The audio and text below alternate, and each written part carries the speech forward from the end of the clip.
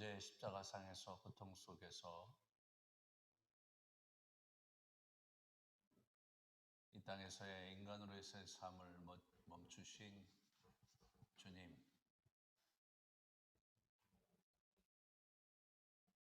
고요함과 평안한 안식과 쉼이 당신에게 있었을 것이라고 생각됩니다.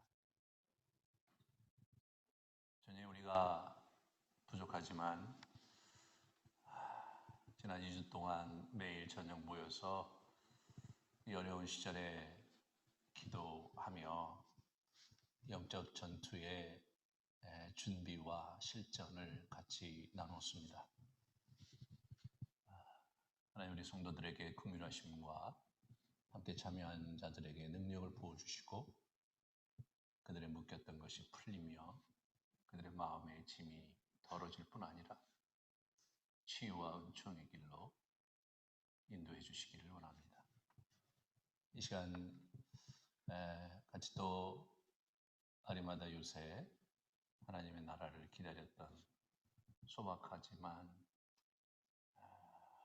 좀 귀한 여정을 간 인생을 같이 들여다보며 우리의 여정을 바라보기 원하는데 주님께서 이 시간 우리와 함께 주옵소서. 예수님 이름으로 기도합니다. 아멘. 네, 지난 2주 동안 여러분 수고하셨습니다. 2주 동안 저녁 기도를 이렇게 꾸준히 한 것 자체는 그렇게 자랑할 만한 것은 아직은 아닙니다. 70년대, 80년대 우리 선배들은 매일 찬야를 1년 내내 하다시피 하시면서 또 아침에 새벽 기도를 하시면서 참 자녀들을 키우고 교회를 세웠던 전통을 가진 그런 한국교회의 성도들로서 지난 2주 동안 여러분들이 좀 밤에 집에서 편안히 앉아갖고 줌 보면서 기도한 것을 객관적으로 그렇게 대단한 일이라고 생각할 수는 없겠습니다. 그러나 그 기간이 영적 전쟁하는 기간이었기 때문에, 훈련하는 기간이었기 때문에 쉽지 않은 시간들이었을 거라는 생각이 듭니다. 저 자신도 각종 여러 가지 동시다발적인 일들이 막 터지고 어려운 일도 계속 생기고 또 나중에는 또 좋은 일도 생기고 좀 드라마틱한 일들이 이제 이 자리를 빌어서 다 공개할 수는 없지만 드라마틱한 일들이 좀 경험을 하면서 신기하기도 하고 놀랍기도 했습니다. 새로운 시대를 저희가 앞두고 있습니다. 코로나 이후의 삶을 그 누구도 점칠 수도 없고 긍정적으로 전망하기보다는 부정적으로 전망하는 분들이 훨씬 많을 뿐만 아니라 가장 큰 어려움은 여러분과 제가 그런 미지의 세계에 정말 잘 준비되어 있는 건지 우리는 잘 극복할 수 있는 건지 그런 부분들이 사실은 여전히 의구심이 들기 때문에 어려운 거라고 생각이 됩니다. 그러나 우리의 중심을 예수 그리스도의 그 뿌리를 내리고 우리가 진리로 그분 안에 무장된다면 우리 앞에 닥친 환난과 어려움을 극복하기는 어렵지 않을 것입니다. 진리가 여러분과 저의 인생을 인도할 것이기 때문입니다. 오늘 그 마지막 이 고난주간 마지막 그 장면을 우리 같이 좀 나누기 원하는데요. 누가복음 23장 50절서부터 54절이 오늘 본문입니다. 또 동일하게 저와 함께 소리내어서 봉독하도록 하겠습니다. 시작. 공회 회원으로 선하고 의로운 요셉 사람이 있으니 그들의 결의와 행사에 찬성하지 아니한 자라. 그는 유대인의 동네 아리마다 사람이요 하나님 나라를 기다리던 자라. 그가 빌라도에 가서 예수의 시체를 달라 하매 이를 내려 세마포로 싸고 아직 사람을 장사한 일이 없는 바위에 판 무덤에 넣어두니 이날은 준비일이요 안식일이 거의 되었더라. 아멘.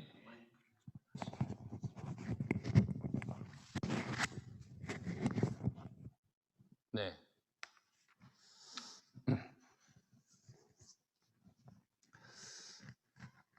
아리마대 요셉.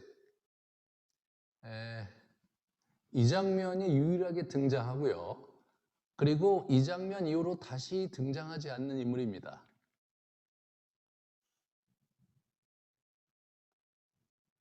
그런데 이분이 공회 회원이었고요. 의로운 사람이었다고 얘기를 하고 있습니다. 그런데 요한복음 19장 보면은 거기에서 보면 이 38절에 아리마대 사람 요셉은 예수의 제자 이렇게 표현을 하고 있어요. 그러니까 우리가 알고 있는 12사도 외에 70인의 제자들이 있었고 또 다른 또 제자들이 있었을 것이라고 우리는 추측할 수 있는데 그런 제자 중에 한 분이었던 거죠, 이분이. 그러니까 개인적으로 주님을 흠모하고 따르는 사람이었는데 사내들인 공회의 멤버였던 거예요. 그러니까 쉽지 않은 그런 어려움들을 이제 그가 겪었을 것이라는 생각이 들고, 그리고 그 재판석상에 이분이 계셨겠죠. 그런데 거기서 이분은 이제 찬성표를 던지지 않았다고 이제 이렇게 그 코멘트를 하고 있는 걸로 봐서 이분은 이제 분명하게 예수님을 죽이는 것에 동의한 분은 아니시라는 것을 우리가 이제 알 수가 있죠.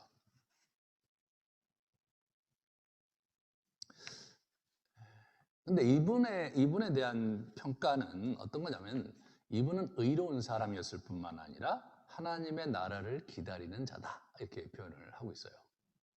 당시에 유대인들이 메시아가 와서 다윗 왕국을 재건할 것이라는 기대가 굉장히 컸다는 것을 우리는 알고 있습니다.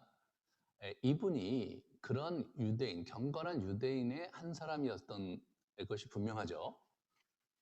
하지만 하나님의 나라를 기다리던 자다라는 표현을 여러분 이분에게만 하고 있어요. 저자가 이제 이분에 대해서 특별히 그 부분에서 주목하고 싶었던 거죠. 누가복음이 그렇게 기록이 돼 있고 또 마가복음이 그렇게 기록돼 있고 그렇게 기록이 돼 있는데 재미난 것은 이분 얘기가 마태, 마가, 누가, 요한에 다 기록이 돼 있습니다.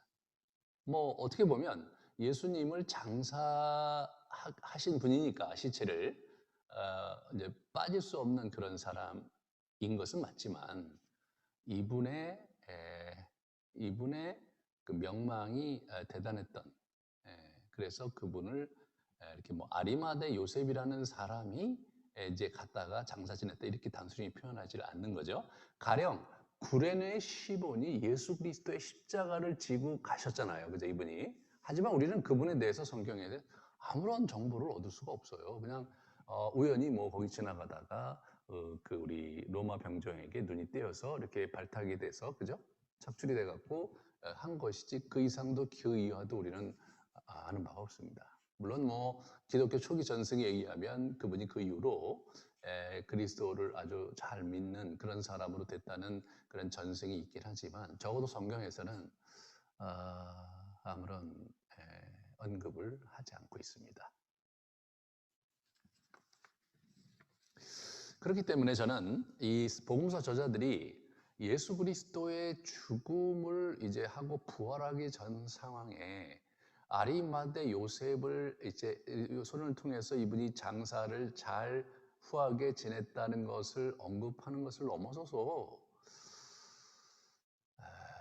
또 다른 메시지를 여러분과 저에게 주고 싶었던 의도가 너무나 분명합니다.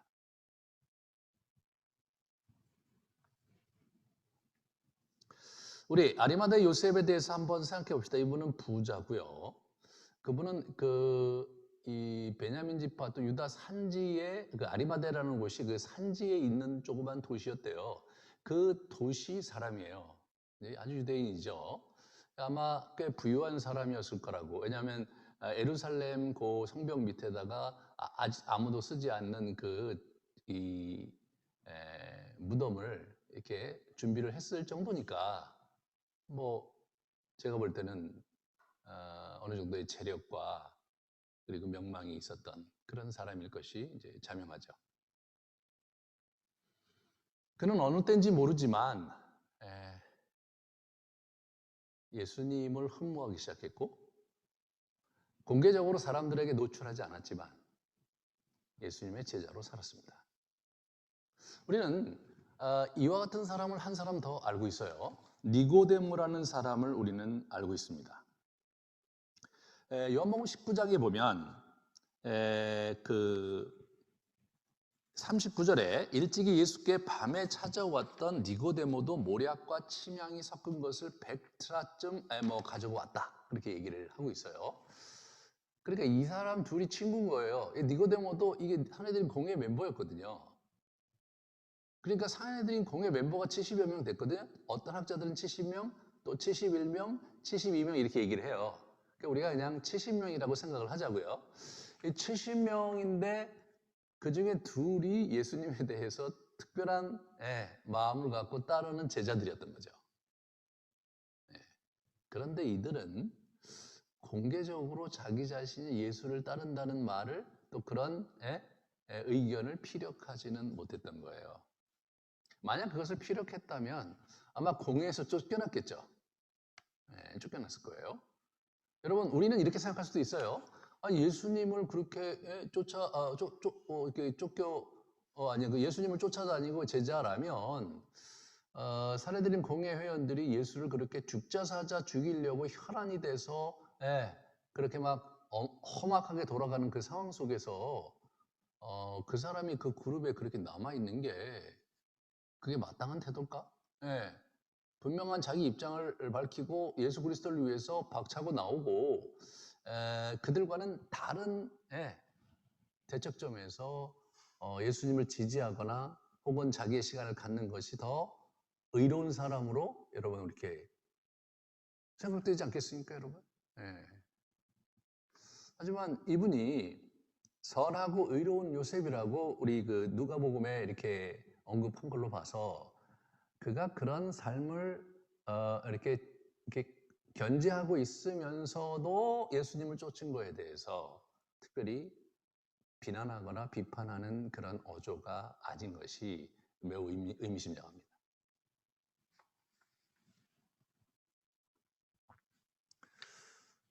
어떤 면에서 볼 때 이분이 그 산헤드린 공회의 멤버로 있으면서 마음으로 예수 그리스도를 흠모하고 그러면서 살아간다는 것이 훨씬 더 괴로울 수도 있었을 거라는 생각을 우리가 해볼 수가 있어요. 그렇잖아요? 그거 참 이 사람들이 말해 정신이 나가갖고 지금 저분이 의인이시고 정말 흠이 없으시고 진리 가운데 있는 분인데 이런 정치적인 역학관계 속에서 그들이 예수 그리스도를 몰아붙이는 것을 옆에서 봐야 되는 거잖아요.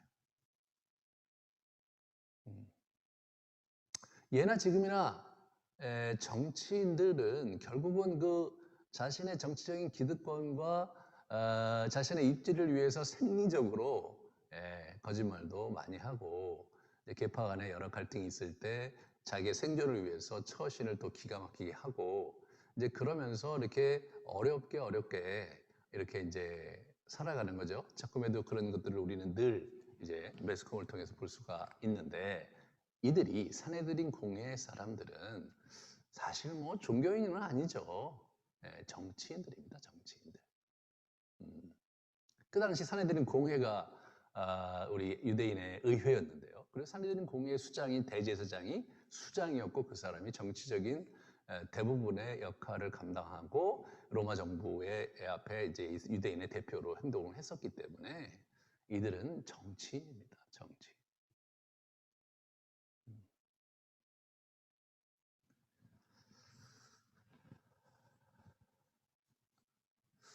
쉽지 않은 시간들을 보냈을 거예요. 그리고 사형 언도가 이루어지고 지금 이제 빌라도 법정에서 빌라도를 몰아붙여서 선동을 해갖고 결국은 십자가형을 처하는데 십자가형을 언도하고 바로 그 순간에 집행을 했잖아요. 언도하자마자 집행을 했어요. 그러니까 손쓸 도리가 없이 그냥 막 군중 심리들을 이용하고 막 이제 이 6월절이기 때문에 빌라도도 엄청난 압박을 받거든요. 예. 실제로 이제 유대인의 폭동들이 많이 이제 역사상에 일어났는데 굉장히 힘들어요. 지금 빌라도의 수하에 있었던 로마 군대는 200명 남짓인 것으로 학자들이 얘기를 해요. 근데 지금 여기 지금 예루살렘에 몇 명이나 모였느냐? 학자들에 의하면 예루살렘의 그 면적, 그 공간 그 면적, 그 주거지 면적을 추산할 때 평상시에 3만 명 정도가 거기 주민이었을 거라고 추측을 합니다. 굉장히 거의 고고학적으로 오차가 그리 크지 않은 추정치예요. 그런데 다른 기록에 보면 이제 6월절이 가장 큰 절기였는데 18만 명에서 30만 정도까지 6월절에 사람들이 왔다고 하니까 200명 남짓인 군대를 갖고 있는 로마 총독이 이게 사람들을 막 선동하고 그러면은 힘들지 않겠어요? 자기가 폭동이 일어나서 문제가 되면 정치적인 책임을 자기 져야 되는데 그거를 교묘히 이용한 친구들이 바로 이 대제사장들, 사내들인 공회고, 그러니까 그냥 그날 밀어붙여 갖고 끝내버리잖아요. 네? 왜냐하면 지금 폭동 전화처럼 막 몰아붙이는 거잖아요. 그러면 이 총독으로서는 이거 까딱하다가 이 군중들을 지금 이렇게 모였는데 일주일 동안 여기서 지금 이 친구들이 막 으쌰으쌰 할 텐데 여기서 그들의 심기를 잘못 건드렸다가는 치안 문제가 대책이 없는 거고 자기는 그 책임을 지고 로마로 소환되지 않겠습니까?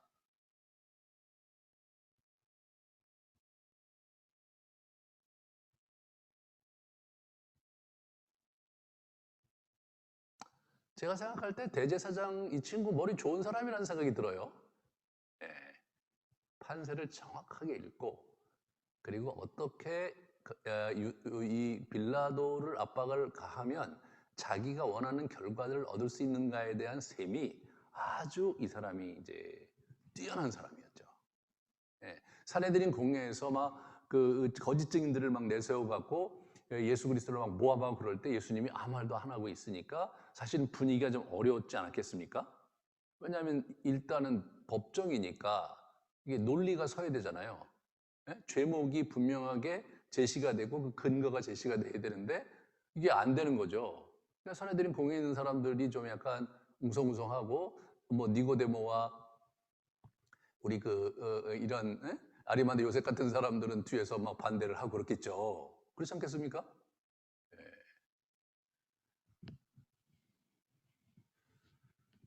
그때 이 대제사장이 기가 막히게 뛰쳐나가서 직접 신문을 하잖아요. 한번 가만히 상상을 해보세요.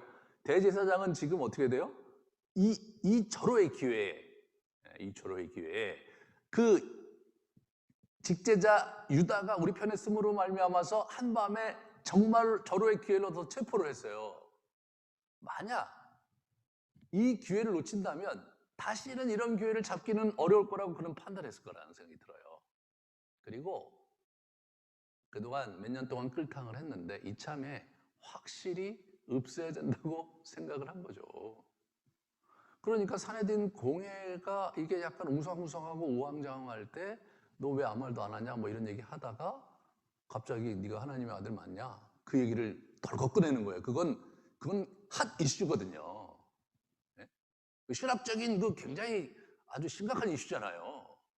그거를 딱 도화선으로 건드린 거죠. 예수님께서 부인할 수 없도록 그래서 당신 말이 맞다. 그러면서 지난번에 설교했듯이 마지막 날에 내가 지금 너희들이 볼 때 이렇게 초라할지 모르지만 나 구름 타고 올 거다 이런 얘기 했을 때 그 기회를 놓치지 않고 대제사장이 어떻게 됩니까? 우리가 더 재판할 이유가 없다. 신성 모독이다. 마땅히 죽어야 된다. 그러니까 우와! 이렇게 된 거죠. 여러분이 그 자리에 있는 사내들인 공의 멤버고 여러분은 예수를 살리려고 하는 그런 입장에 있다 손 치더라도 그 장면에서 반대하기는 어려운 거죠. 왜? 예수님의 입으로 공개적으로 하나님의 아들이라고 시인을 했는데 그것은 거기 있는 사람들이 볼 때 도저히 받아들일 수 없는 그런 발언이셨거든요.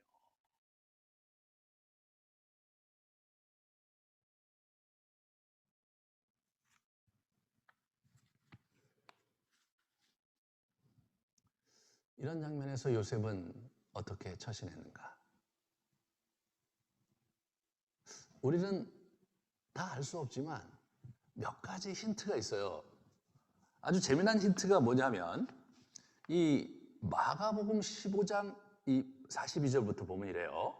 이날은 준비일 곧 안식일 전날이므로 저물었을 때의 아리마대 사람 요셉이 와서 당돌이 빌라도에게 들어가 예수의 시체를 달라 하니 이렇게 나와요. 그런데 재미난 것은 44절에 빌라도는 예수께서 벌써 죽었을까 하고 이상히 여겨. 그렇게 빨리 죽었어? 이렇게 이상히 여긴 거예요. 다시 말해서 공식적으로 이 형 집행이 끝났다는 보고를 채 받기도 전에 아리마대 요셉은 예수 그리스도가 운명하셨다는 얘기를 그걸 기다리고 있다가 득달같이 들어간 거예요. 득달같이 들어간 거예요. 자, 이걸로 봐서 이분은 어떤 생각을 하셨을 거라고 우리가 미루어 짐작할 수 있냐면 내가 해야 될 일이 뭔가, 그죠? 내가 해야 될 일이 뭐냐 이거예요. 예, 이렇게 된 이상 예수님은 오늘 십자가에 못 박혀 돌아가신다. 그것은 이제 기정사실이잖아요. 그런데 나는 어떻게 해야 되는가? 예, 이분이 자기 새로 정만한 무덤을 생각했고 그 무덤에 모셔야 된다고 생각을 한 거죠. 그러려면 어떻게 해야 되냐면요. 이게 타이밍이 정확하게 들어가야 되는 거예요. 왜냐하면 이 대제사장이라는 이런 사람들이 그 시체를 어떻게 처리를 한다든가, 그죠? 아니면 어떤 일이 벌어질지 모르는 거예요, 이게.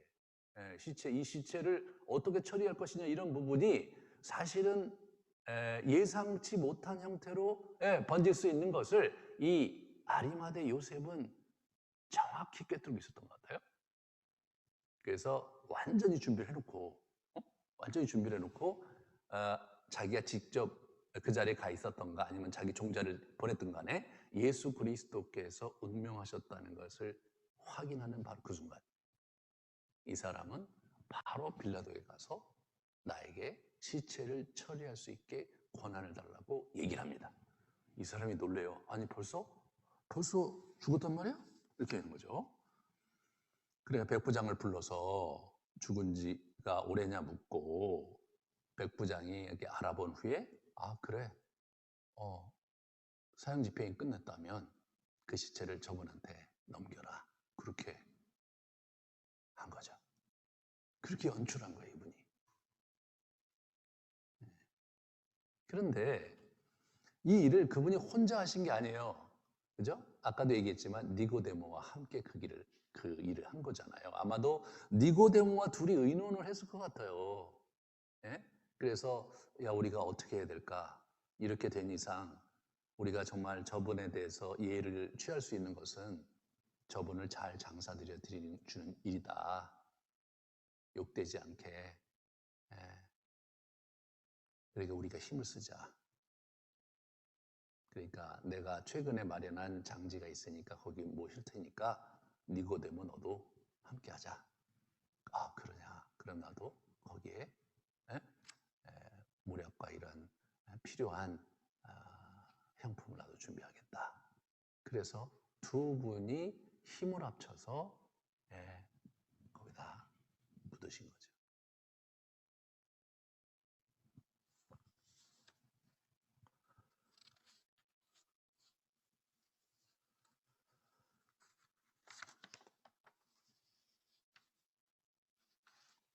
그러면서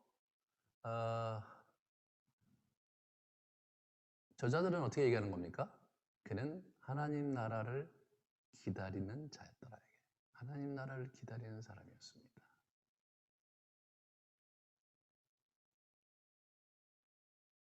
저는 이렇게 묵상이 되더라고요. 이제 우리도 하나님 나라를 기다리는 자로서 이 땅을 살아가야 되는 거다.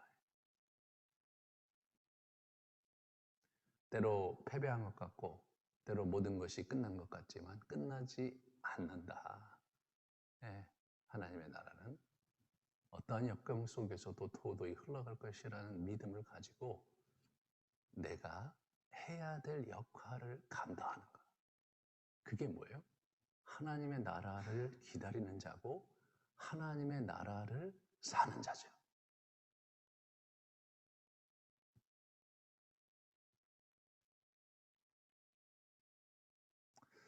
예수 그리스도를 십자가에 못 박게 하지 않으려고 노력을 해갖고 그거를 좌초시키는 것이 뭐 아리마다 요셉과 니고데모가 해야 될 역할이라고 우리가 생각해 볼 수도 있겠죠. 그죠? 왜냐하면 불의하게 돌아가시는 거니까.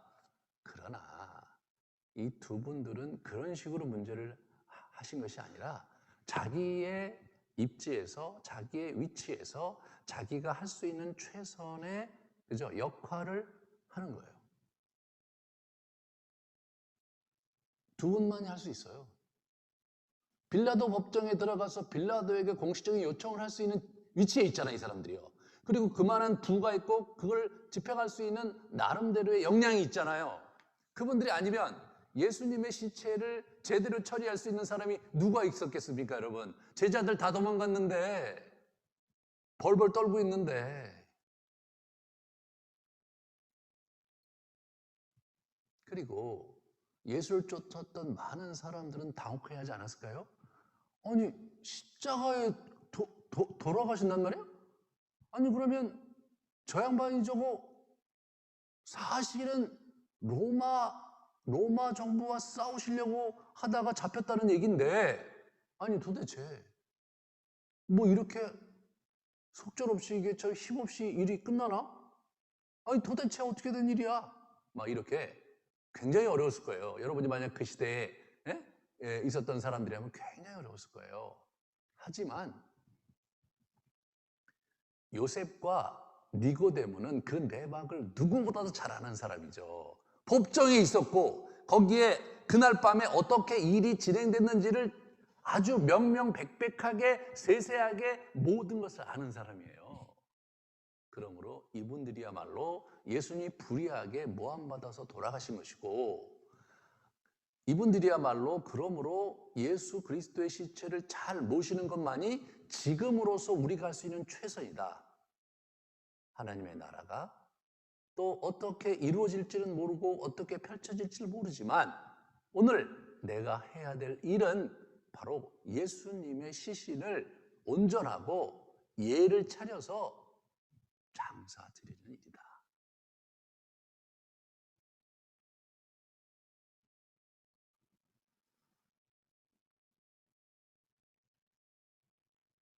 그래서 그들은 하나님 나라의 이야기의 한 대목에 등장하고 자신들이 감당해야 될 영역을 아주 잘 감당한 하나님 나라의 유업을 그들의 역할을 감당했던 사람들로 영원히 남게 된 겁니다. 그럼 그분들은 그 이후에 어떻게 됐냐? 뭐 전혀 우리는 알 수가 없어요. 그런 게 중요한 게 아니잖아요. 사랑하는 여러분, 우리가 뭐 영적 전쟁을 하면서 뭐 우리가 뭐 여러 가지 뭐 하나님 나라를 위해서 뭘 하고 뭐 이런 어떤 커다란 그림, 그런 그림 그거 우리가 바라봐야 되는 거 맞지만 그러나 여러분과 제가 맡을 역할, 하나님 나라의 유업 그게 중요한 거죠. 그래야 초점이 생기고 그래야 자기가 해야 될 역할이 뭔지 분명히 알아야 진정한 의미에서 헌신을 할 수 있는 거죠. 무조건 헌신하는 게 아니더라고요. 하나님 나라에 내가 할 역할이 무엇이냐를 잘 분별하고 이것이 내가 해야 될 일이구나. 그런 부분을 잘 분별하면서 거기에 자기의 인생을 꽂는 거지. 그냥 뭐 하나님이 좋으니까, 예수님 좋으니까 그냥 무대뽀로 그냥 동분서주하면서 향방 없이 싸운 그런 거 이 사도 바울이 뭐라 그러잖아요. 향방 없이 싸우지 말라고.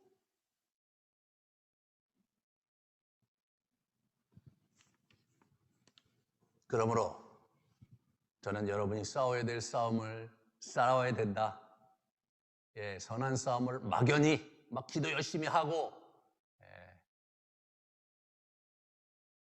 그런 막연함이 아니라 아리마대 요셉처럼 하늘이 무너진 것 같고 메시아라고 생각되는 분이 속절없이 모함으로 죽임을 당하는 그 순간에도 하나님의 나라의 소망을 놓지 않고 이 장면에서 내가 해야 될 역할이 무엇이냐를 고민하면서 자기의 분별력을 가지고 그 역할을 해내는 사람, 이런 사람들이 하나님의 나라를 기다리는 자요, 하나님 나라의 주인공인 것이죠.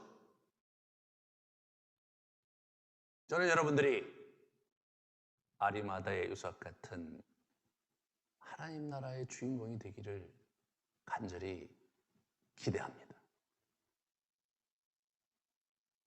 그것이 여러분 개인이 하나님 나라에서 싸워야 될 목표가 되어야 됩니다.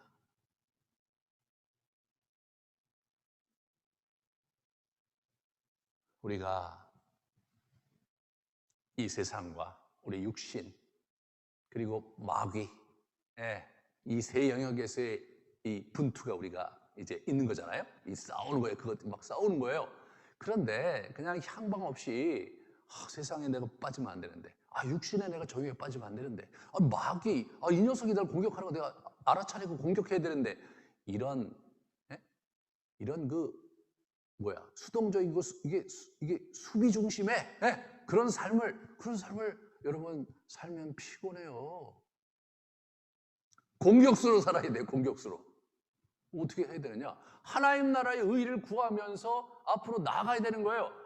하늘에 계신 우리 아버지, 그죠?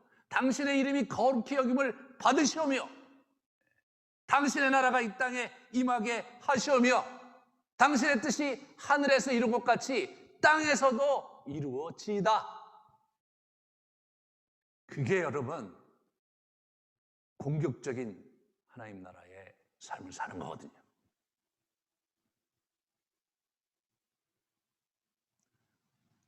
우리 교회가 우리의 유업을 이제 지금 찾아가고 거의 이제 정리가 많이 됐어요. 아직까지 제가 구체화된 것을 이제 다 말씀을 드리지 않았지만 여러분 중에 허황되게 생각되실 분도 있고 그래갖고 아직은 밝히지 않았는데 서서히 설교 속에서 제가 함께 여러분과 공감하는 시간을 갖게 될 것입니다. 우리 교회가 가는 그 여정이 있고요. 또 여러분 개인이 하나님 나라에서 살아야 될 여정이 있고 여러분의 가문이 또 그렇게 가야 될 여정이 있는 거예요. 여러분은 먼저 여러분의 인생의 경주, 여러분의 인생에 하나님 주신 선한 싸움에 여러분이 해야 될 몫을 감당해야 됩니다. 그래야 이 땅을 열매 있는 인생으로 살 수가 있는 거죠. 열매 있는 인생을. 아리마대 요셉과 니고데모, 자기 신분 속에서 드러내놓고 예수를 믿기도 그렇고 그래서 안 믿을 수가 없어서 은밀하게 니고데 같은 경우는 막 밤에 예수님 찾아가서 요한복음 3장에서 막 묻잖아요.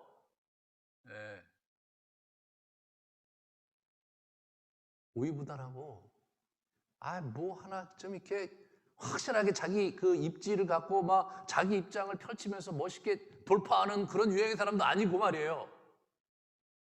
그러나 여러분, 요셉과 니고데모는 자기 몫을 정확하게 찾아서 정확하게 꽂은 사람입니다. 그게 중요한 거죠. 남들이 보기에 대단하고 남들이 보기에 하나님께 굉장히 놀라운 일을 한 것 같고 말이에요. 그러면 다 사실은 뭐 별거 아니죠. 별거 아닙니다. 하나님이 내게 원하시는 바 그것을 꽂아야 그게 진짜인 거죠. 예수님도 하나님 내가 이거 원치 않는데 가능한 한 정말 이 잔은 나는 정말 원치 않는데 당신의 뜻이면 어쩔 수 없으니까 내가 따르겠습니다. 그게 예수님 하신 말씀이잖아요. 예수님 혼자서도 그냥 맘만 먹으면 로마 병들을 다 내쫓고, 그리고 사내들인 공에 다 뒤집어 엎고, 자기 제자들로 하면서 새로운 개혁된 유대교를 세워서 그럼 짜장 하고 해보실 수도 있는 거 아니겠어요, 여러분? 왜 십자가에 가고 초라하고 그냥 고통스럽게 해갖고 막 모욕과 수치를 당하면서 왜 죽어요? 왜?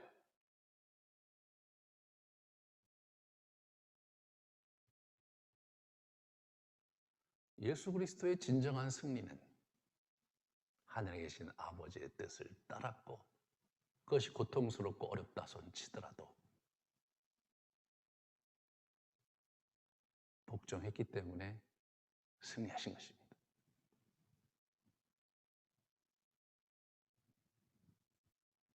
우리의 인생의 승패도 거기에 달리는 거죠.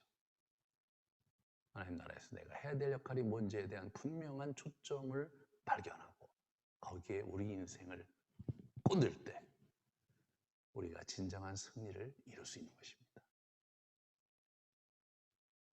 우리가 이제 악한 영을 대적하고 지금 영적 전투 시리즈를 계속하고 있습니다. 그런 거를 배워야 될 이유는 뭐냐면, 그런 것들에 휩싸여갖고 말이에요. 진리가 아닌 거짓 진리에 휩싸여갖고 자기 정체성이 막 흔들리고, 하나님이 나하고 함께 하시는지에 대해서 늘 흔들리고, 내가 뭘 어떻게 해야 될지 막 우왕좌왕하면서 그렇게 장글을 살다가는, 그렇게 그 거짓 진리의 장글을 살다가는 하나님 나라의 유업이 뭐지 알 게 뭐예요? 맨날 그러다가 그냥 광야를 헤매다가 올리고 피스토이가 돼가서 픽픽 쓰러질 거 아닙니까, 여러분?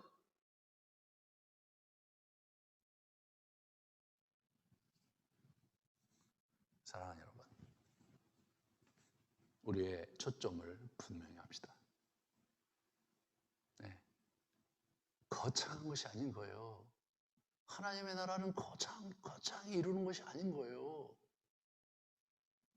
하나님께서 자기에게 주신 목, 그것이 설사 소박한 것이라 할지라도 그 몫을 찾아내서 거기에 우리가 투신한다면 우리 인생은 성공입니다. 우리는 성공에 대해 여러 가지 생각을 할 수 있잖아요. 세상이 생각하는 성공, 누가 봐도 저 사람 성공한 사람이네. 그러한 성공이 통념적으로 성공이 있잖아요. 그거는요, 하나님 나라에서 성공이라고 안 하는 거예요. 하나님 나라에서의 성공은 뭡니까? 하나님의 뜻을 이루는 거, 나를 향한 주님의 뜻을 이루는 거, 하늘에서 아버지의 뜻이 이루어졌듯이 땅에서도 이루어지는 그 일에 내가 역할을 하는 거, 그게 성공인 거죠. 그게 성공인 거예요.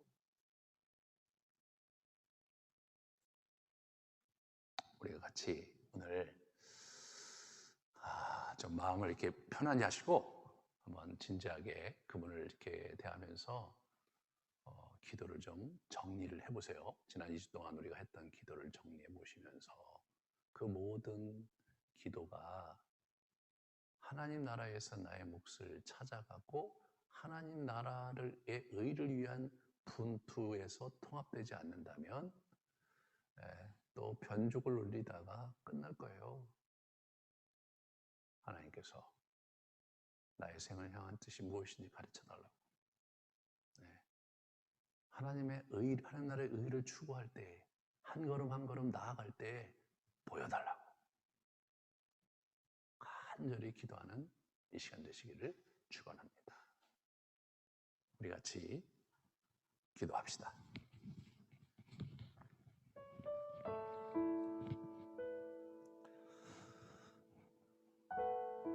여러분들의 마음에 이 설교를 들으면서 무엇이 떠오르셨습니까? 하나님 나라를 위해서, 하나님을 위해서, 예수님을 위해서 내가 할 수 있는 일이 무엇일까?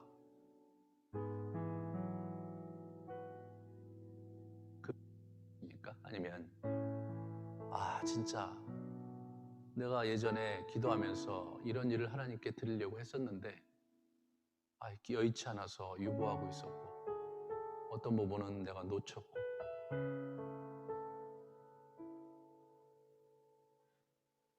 그런 부분들이 있다면 그 주제를 가지고 기도합시다. 하나님, 내게 이러한 소망을 주셨는데 하나님께서 주신 소망이 하나님의 뜻이라면 내가 그 일을 이룰 수 있도록 결단하게 해달라고 결단하시고, 아직 그런 경험이 없었다면 하나님, 나에게 가르쳐달라고, 내가 해야 될 몫이 무엇인지 가르쳐달라고 하나님께 구하시기 바랍니다. 기도하시겠습니다. 아버지 하나님, 우리를 긍휼히 여겨주시고 기회해 주시기를 간절히 아버지 하나님, 주여, 어찌하든지 간에 우리 성도님들이 무엇을 위해 싸워야 할지, 이들의 선한 싸움의 목표는 무엇이 되어야 하는지, 이들의 표대가 무엇이 되어야 하는지 가르쳐 주시기를 간절히 원합니다.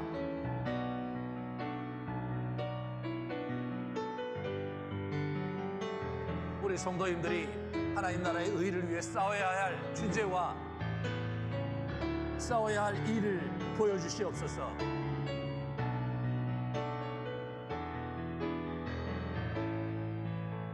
안개와 같은 인생, 세상에 이리 치이고 털이 치이고 자신의 육신의 정욕에 휘둘리며 무너져갈 때가 많고, 악한 영의 유혹과 공격 속에 휘둘리며 인생을 허비하지 않게 해 주옵소서. 그 모든 것들을 주의 권세로 물리치며 주님께서 우리에게 원하시는 삶이 무엇인지 그것을 붙잡는 삶을 아버지, 우리가 살 수 있도록 깨우쳐 주시기를 원합니다. 우리 성도님들을 찾아가 주시고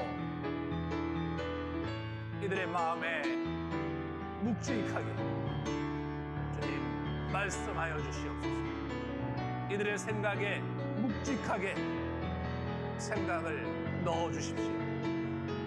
정말로 내가 주를 위해 할 일이 무엇인지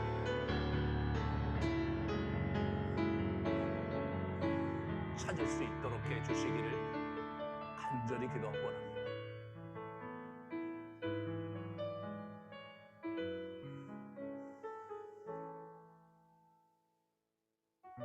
요셉과 디모데는 용기 있는 사람 아니었습니다. 대단한 열정이 있는 사람도 아니었습니다. 어찌 보면 소심하고 어찌 보면 비겁한 삶을 사는 사람이었을 수도 있습니다. 그러나 성경은 그들을 하나님 나라를 기다리는 자로 명명하며 그들이 한 일을 귀하게 기록하고 있습니다.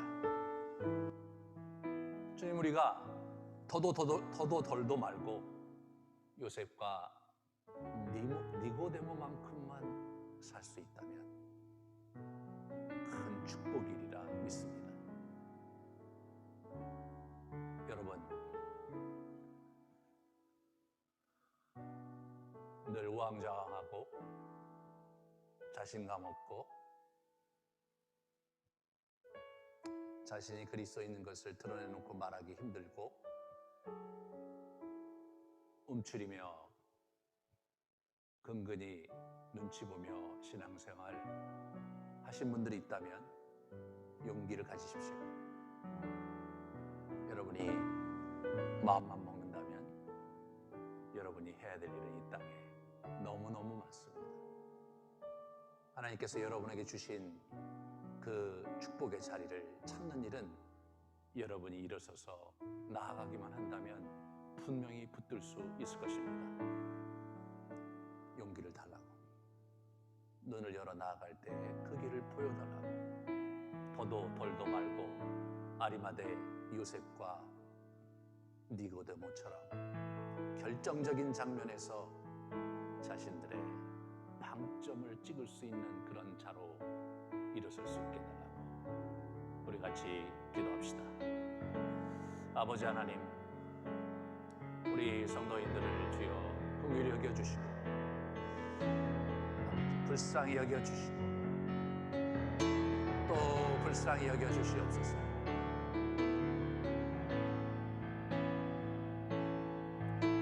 우리의 유약함과 우유부단함과 머뭇머뭇거리면서 시간을 보내왔던 시간들을 뒤로하고 이제는 하나님 나라를 기다리는 자로, 하나님의 나라를 고대하는 자로, 하나님 나라의 의를 위해 우리의 삶을 드리는 자로 일어설 수 있도록 도와주십시오.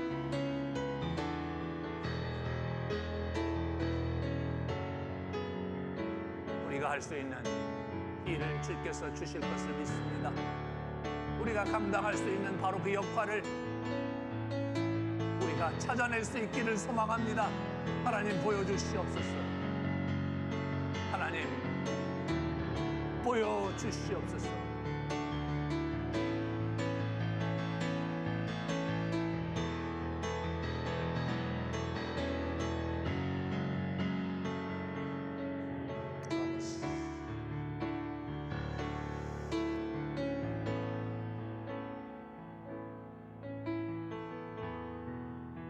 성도 여러분, 여러분이 하나님 나라의 의를 추구하며 일어설 때 여러분의 인생만 축복을 얻는 것이 아니라 여러분의 가정과 여러분의 자녀가 그 축복을 물려받게 될 것입니다. 우리는 하나님께 축복을 받고 싶어 합니다. 하나님의 도우심과 하나님의 필요를 얻고 싶어 합니다. 필요를 채워주심을 얻고 싶어 하죠. 그런데 먼저 그의 나라와 그의 의를 구하는 자가 그 축복을 거머쥘 수 있다고 주님은 말씀하셨습니다. 여러분, 이제 새로운 각오로 영적 전투에 임하며 여러분이 가야 될 길을 가겠노라고 결단하는 기도를 주님께 올리시기 바랍니다. 여러분 자신을 위해서, 여러분의 가정을 위해서, 그리고 하나님 나라를 위해서, 아름드리 교회를 위해서 여러분이 해야 될 역할과 길을 갈 수 있도록 결단하겠다고 주님께 마음을 들이시는 시간을 갖기를 원합니다. 기도하겠습니다. 아버지, 우리를 불쌍히 여겨 주시옵소서. 우리 아름드리 교회에 불러주신 귀한 영혼들을 아버지 긍휼히 여겨 주시옵소서.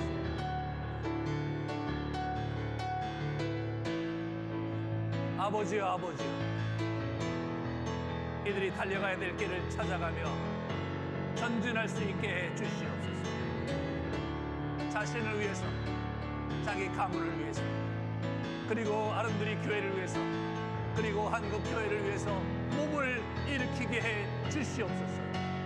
그것이 우리가 축복을 얻는 일이며 그것이 우리 자녀가 복을 얻는 길임을 깨닫게 하여 주시옵소서. 아버지, 우리가 일어나겠나이다. 이 아름드리 교회가 일어나겠나이다. 천군 천사를 우리에게 보내시며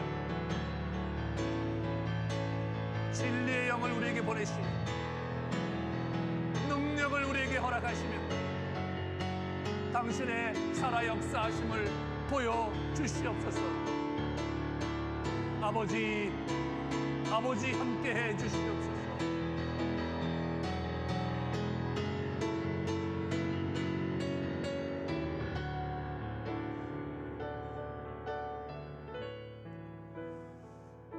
내일은 부활절입니다.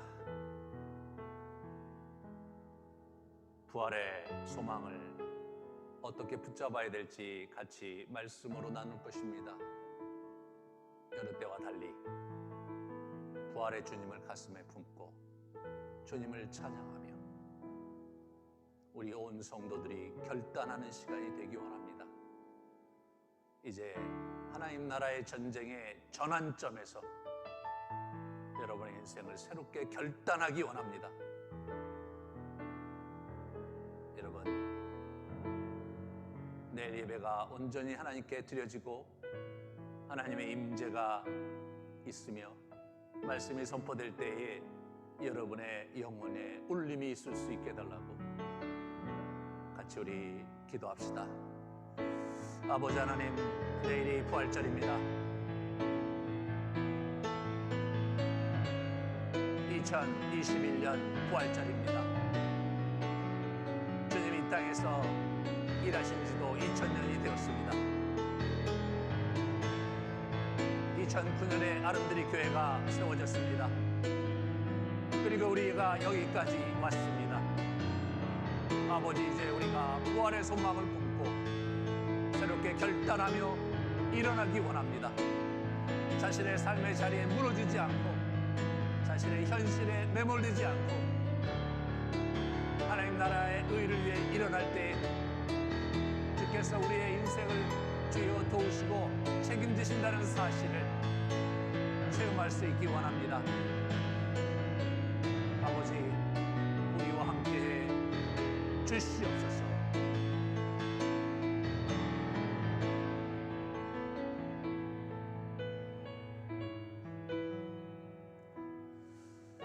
예수님,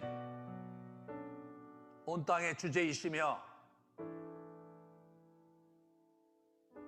당신이 십자가에 기꺼이 당신의 몸을 주심으로 말미암아 우리의 영원한 생명을 허락하신 놀라우신 예수 그리스도여, 저희가 이제 깨어 일어나기 원하고 영적 전투를 하며 이 아름드리 교회 성도들이 주님 앞에 일어나기 원해서 간절히 기도를 드렸습니다. 이 기도에 참여한 우리 귀한 형제자매들 머리 위에 한없는 축복을 허락해 주시옵소서. 이들의 자녀의 복을 주시고 이들의 아버지 가문이 하나님 나라의 유업에 아버지 입적하는 그러한 가문으로 세워주시기를 간절히 원합니다. 환난 가운데 있습니까? 주님께서 도와주시옵소서. 아버지, 환난 가운데서 하나님의 나라의 의를 붙들고 일어설 때 주께서 우리를 책임지시고 주께서 우리의 필요를 채우시며 주께서 우리에게 허락하신 축복을 누릴 수 있다는 사실을 우리가 믿음으로 붙잡기 원합니다. 아버지, 우리 성도님들에게 아버지 이 진리를 믿음으로 받을 수 있도록 역사해 주시옵소서. 진리의 영을 부어주시고 기도의 영을 부어주시고 능력으로 함께해 주시옵소서. 아픈 자들 있습니다. 아버지 찾아가 주시고 치유의 은총을 허락해 주시옵소서. 부모님들이 어렵게 사경을 헤매는 분들이 있습니다. 아버지 하나님께서 찾아가셔서 그 영혼을 긍휼히 여기시고 남은 시간들에 하나님의 은총을 부어주시기 원합니다. 자녀들이 아파서 전전긍긍하는 가정들이 있습니다. 아버지여, 어린아이들을 불쌍히 여겨주시고 치유의 손길을 허락하셔서 아버지 그 가정의 회복과 기쁨을 허락해 주시옵소서. 재정적인 어려움 속에 환난당한 가정이 있습니다. 주여, 당신께 주권이 있사온즉 살 길을 열어주시고 인내로서 이겨낼 때에 하나님의 나라의 귀한 은총을 덧입을 수 있도록 하시며 이 기간이 참으로 당신의 은혜와 축복과 도움의 손길을 맛보는 시간 될 수 있도록 역사해 주시옵소서. 지난 2주간 우리와 함께 하신 예수 그리스도께 너무나 감사를 올리며 능력으로 우리 곁에 계셨던 성령 하나님 수고 많으셨습니다. 지속적으로 우리를 돌보시고 챙겨 주시옵소서. 하늘에 계신 우리 아버지, 우리의 기도를 들으셨습니다. 이제는 뜻하신 바를 이루어 주시옵소서. 주님께 우리 아름드리 온 가족과 또 이 기도의 시간에 참여한 우리 다른 성도님들에게 동일한 은혜와 축복을 부어주시기 원하오며 예수님 이름으로 기도합니다. 아멘. 마지막으로 우리 같이 개인 기도 하시면서 여러분의 마음을 주님께 올려드리는 시간을 갖도록 하겠습니다. 기도하시겠습니다. 아버지 주여 감사합니다.